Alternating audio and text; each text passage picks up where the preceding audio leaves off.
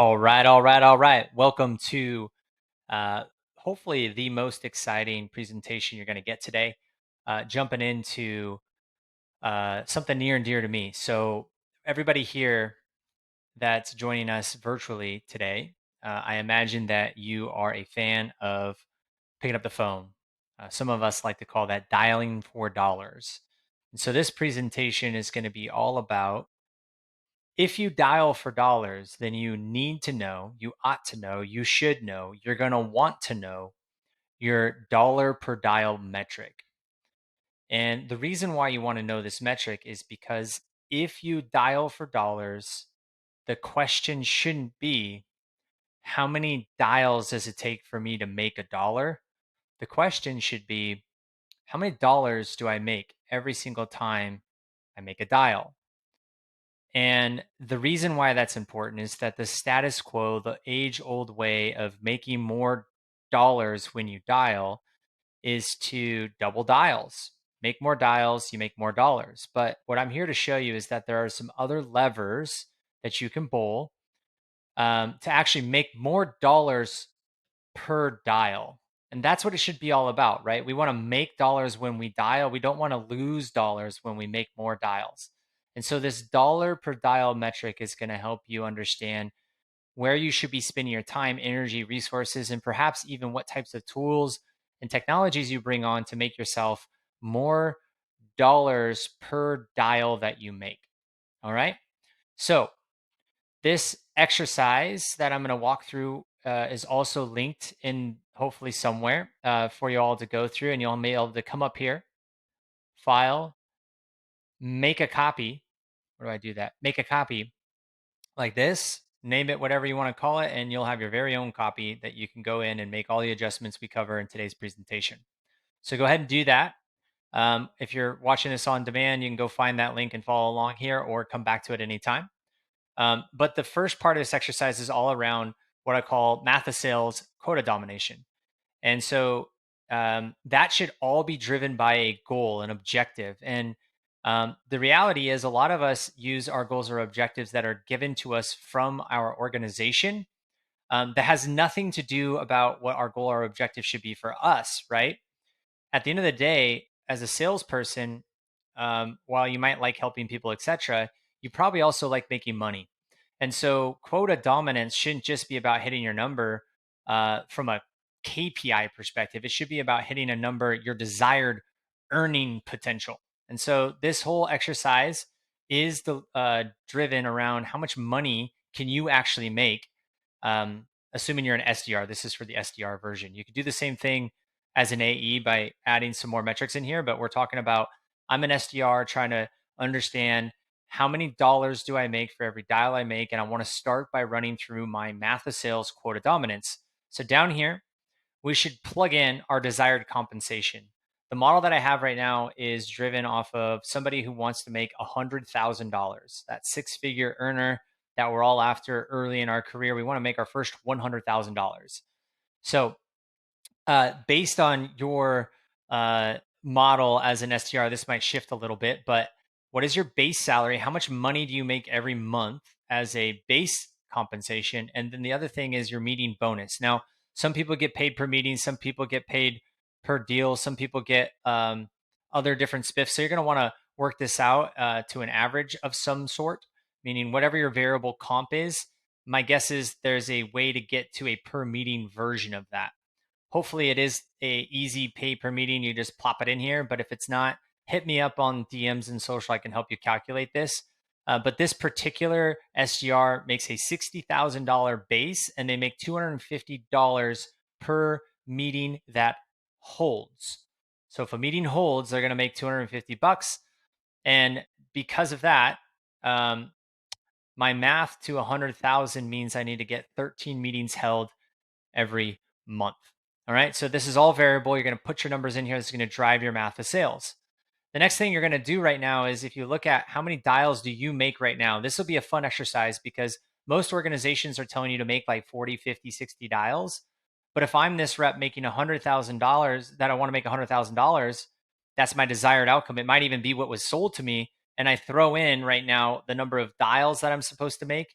you'll notice that I won't make quota. I'm sitting at 37% of quota. And so whatever dials you're making today or required to make today, go ahead and put them in here. We'll talk about this a little bit later. Now that you have that all programmed, we're going to take a look at the levers that we can control at the top of the funnel to ensure that if we're dialing for dollars, that we know our dollar per dial metric, and then ultimately how do we improve that over time, right?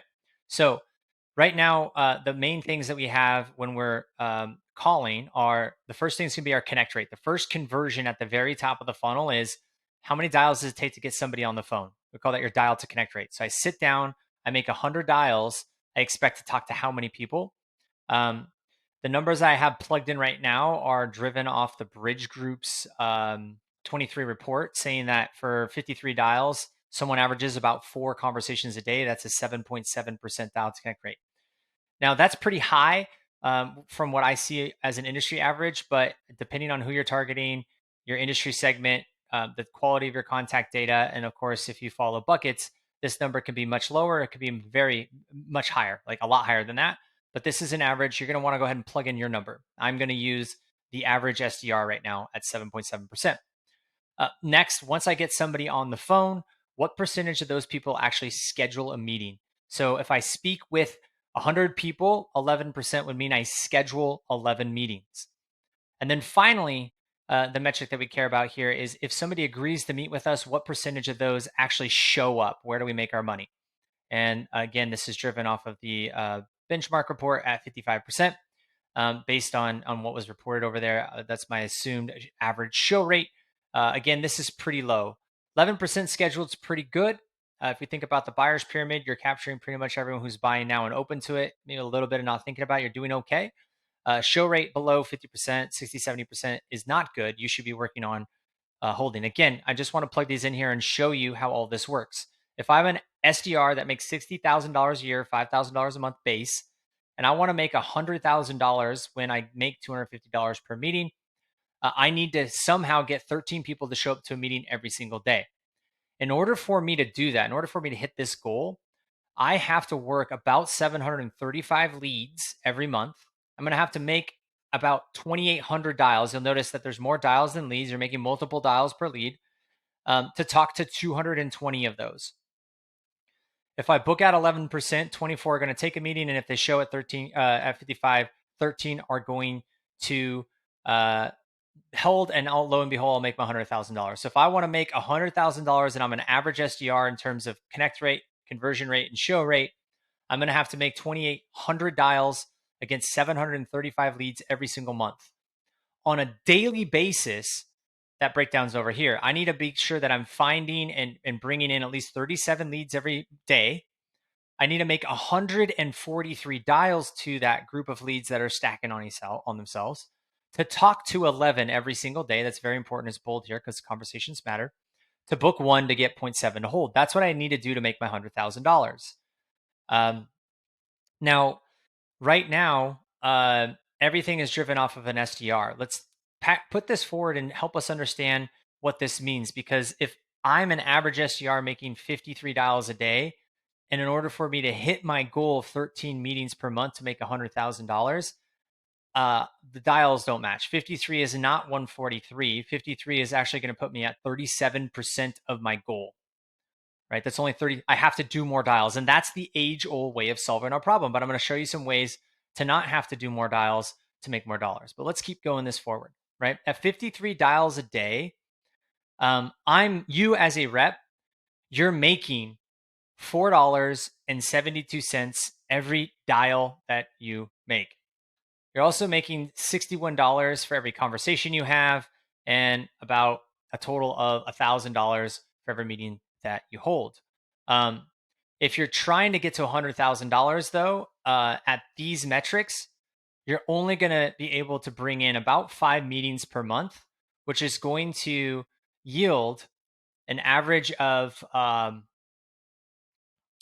about, what is that?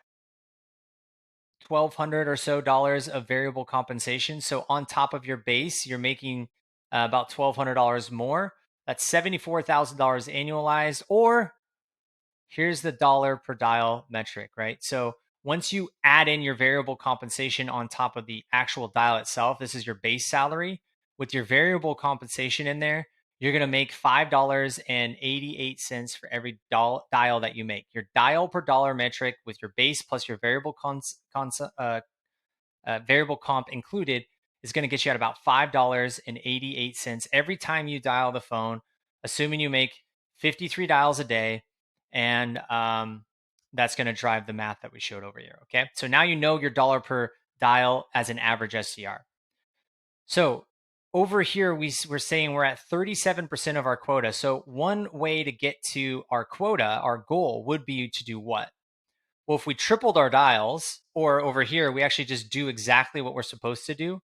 Let's put this number in, 143 dials. Happens is we're getting to where we want to be, right? Here's our $100,000 earning. But look exactly what happens. So this is almost triple the dials. So this is one way to solve the problem. Everything else remains the same, just do more dials. Well, all of a sudden our earnings go up, right? We're going to make almost $100,000 at 140. It's a rounding error on the averages here. I make 143 dials. I have 11 conversations. I'm booking 1.2 meetings per day, 0.7 are holding. It's taking me 20 days to hit my target. I'm at 100% of my goal. I make my dials. The 2,800 dials gets me the 13 meetings, and I have now made my $100,000 a year. However, look at the amount of dollars per dial that I make, right? My dollar per dial, just on the base alone, having to do more activity, dropped to 175. And when I add in my variable compensation, I'm now only making $2.91 every time I click dial. So we went from making 53 dials a day. I'm not going to get to $100,000 earning, making $74,000 a year, but I make $5.88 every time I dial the phone. And so when I do that, I'm not getting my total compensation, but I'm making nearly 3 times the amount of money every time I click dial. So the status quo of doing more dials, 143, to get more dollars doesn't sound very exciting, right? I have to triple my effort just to get to the goal I had, which is about 25% more total earnings, but it's cutting my actual earnings per work done nearly in half. Okay, $2.91. So, what's another way we might be able to improve our dollar per dial? Well, the levers that we have to pull at the very top of the funnel are list, message, and then who we be as a rep, coaching, development, things like that. And so one of the things that we can do on the list and the message is if we're targeting the right people and saying the wrong things, our conversion rate and our connect rate and our show rates are going to be pretty bad.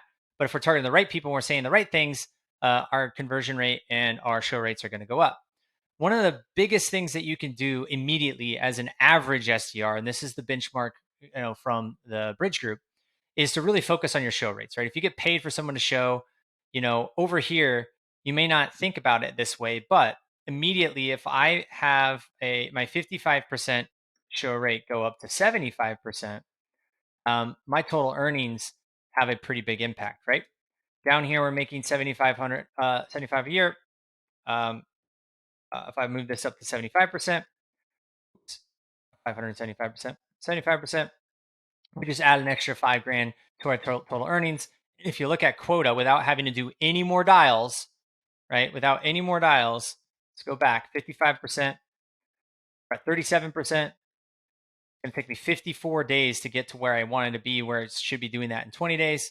I moved this up to 75%, which is very reasonable. All of a sudden, I'm at 51%. That's a pretty easy clip to handle without changing anything except for getting a little bit better at getting people to show up to our meetings. There's some strategies there, saying the right things at the right time, follow up, meeting confirmation, handoff, things like that. Okay, so let's improve our show rate. That's going to help immediately improve our total earnings. And guess what that did? Without adding a dial, we go over here and our dollar per dial just went up. So that's a lever that we can pull where if we dial for dollars, we don't have to make more dials to make more dollars. We can improve our show rate and immediately have a dramatic increase in our dollar per dial metric. So that one may or may not be obvious. You might be like, okay, thanks, Ryan, but no thanks. The next thing we can do is go up, right?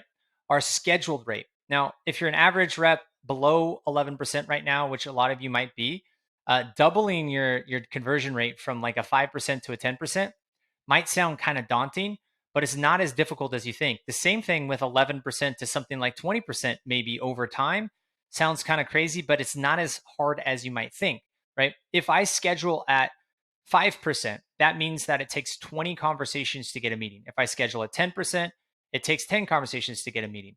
Now, most of you might say, okay, I have to go out and talk to 20 people, or I have to go out and talk to 10 people in order to get my meeting. That's because of my schedule rate. However, the fat stacks are in the circle backs, right?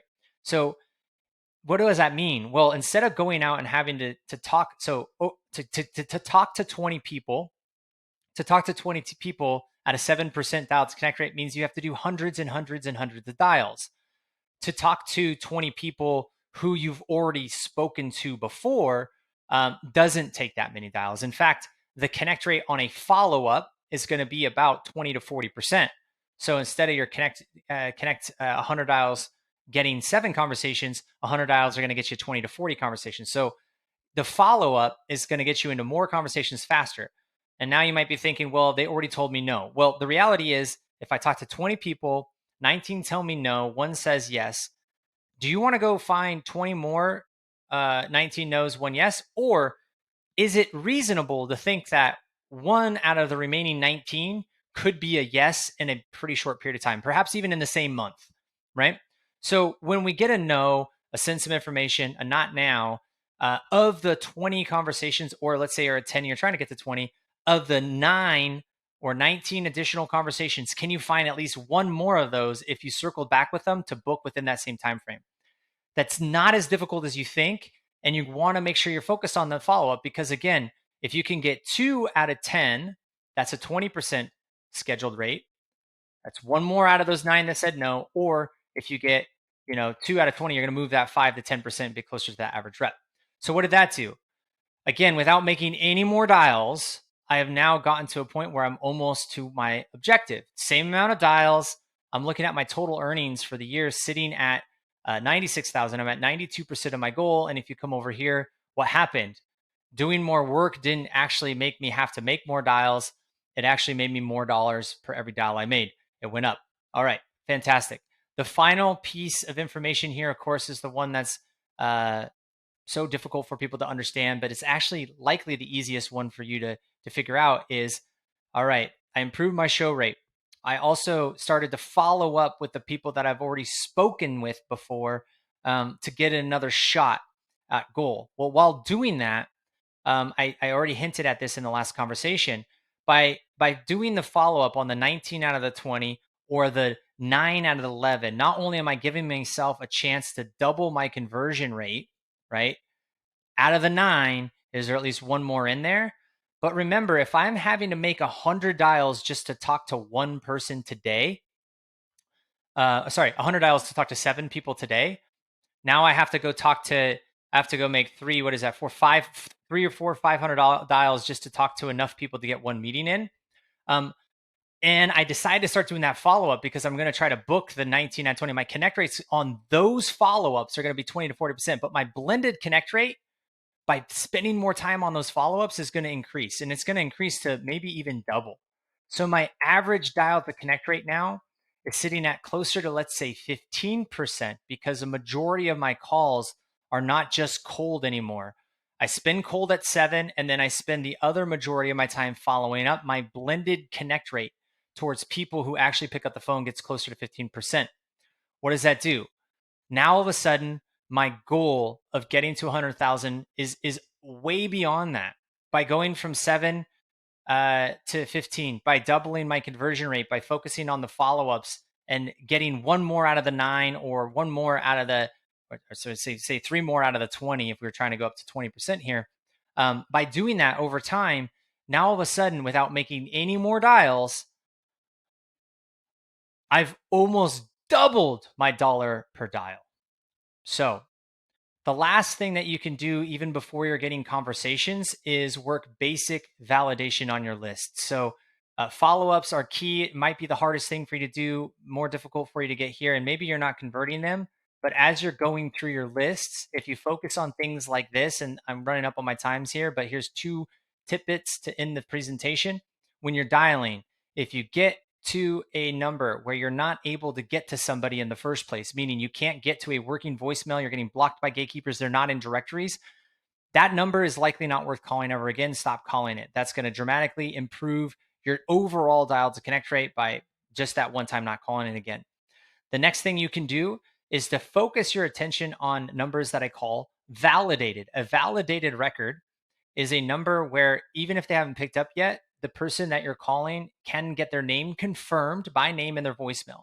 Those numbers are going to have a much higher dial to connect rate than someone who hasn't done that. And by prioritizing those before the rest of them, especially the ones that you shouldn't call at all, and before the not validated, you're also going to see that dial to connect raise. So hopefully this presentation was helpful for you guys. Ending again with, if you dial for dollars, the goal should not be to think, how many dials does it take to make more dollars? The question should be, how many dollars do I make every time I make a dial? And if you're trying to find out a way to make more dollars per dial, hopefully this exercise will help you hone in on where those levers are for control around improving the lower funnel metrics before you get out there and start doing a bunch of dials just to get out there to make the dollars you're looking to accomplish.